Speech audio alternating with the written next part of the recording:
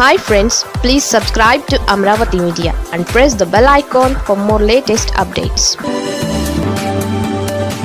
తిరుమల లడ్డూ వ్యవహారంలో ఊహించని మలుపు. తిరుమల శ్రీవారి లడ్డూ తయారీపై నెలకొన్న వివాదం రోజుకొక మలుపు తిరుగుతోంది. కలియుగ వైకుంఠంలో అలరాడుతున్న సాక్షాత్తు శ్రీ మహావిష్ణువే కొలుతీరని తిరుమలపై, అక్కడి పవిత్రతపై, స్వామివారి లడ్డూ ప్రసాదంపై వివాదం చెలరేగడం అటు దేశవ్యాప్తంగా చర్చనీయాంశమవుతోంది.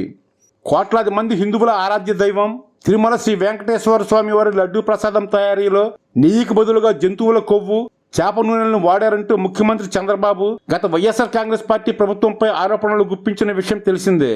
ఈ వ్యవహారంపై ఆరోపణలను ఎదుర్కొంటున్న YSR Congress party YS Jaganmohan Reddy CBI విచారణ కోసం డిమాండ్ చేస్తున్నారు. అప్పుడే వాస్తవాలు వెలుగులోకి వస్తాయంటూ తేల్చి చెబుతున్నారు. తాము ఎలాంటి తప్పు చేయలేదని, అలాంటప్పుడు దేనికి భయపడాల్సిన అవసరం లేదని స్పష్టం చేస్తున్నారు. అదే సమయంలో వైఎస్ఆర్ కాంగ్రెస్ పార్టీ సీనియర్ నాయకుడు టీటీడీ మాజీ చైర్మన్ భూమన కరుణాకర్ రెడ్డి మరో ముందడుగు వేశారు. ఏకంగా తిరుమల శ్రీవారి ఆలయ మహాద్వారం వద్ద బహిరంగంగా ప్రమాణం చేశారు. తప్పు చేసి ఉంటే తాను తన కుటుంబం సర్వనాశనం కావాలని వెంకటేశ్వర స్వామిని కోరుకున్నారు. ఈ క్రమంలో మరో డిమాండ్ తెర మీదకు వచ్చింది. తిరుమల లడ్డూ ప్రసాదం తయారీకి వినియోగించే నెయ్యిలో పంది కొవ్వు, ఎద్దు కొవ్వు, చేప నూనెను కల్తీ చేసిన వారిపై ఎఫ్ఐఆర్ను నమోదు చేయాలంటూ ఏపీ హిందూ సాధు పరిషత్ ఆందోళనకు దిగింది.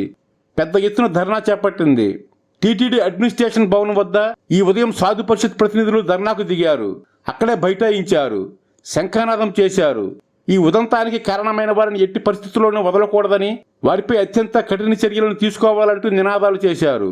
ఇప్పటి వరకు కూడా ఒక్క ఎఫ్ఐఆర్ కూడా నమోదు కాకపోవడం పట్ల సాధు పరిషత్ ప్రతినిధులు ఆందోళన వ్యక్తం చేశారు.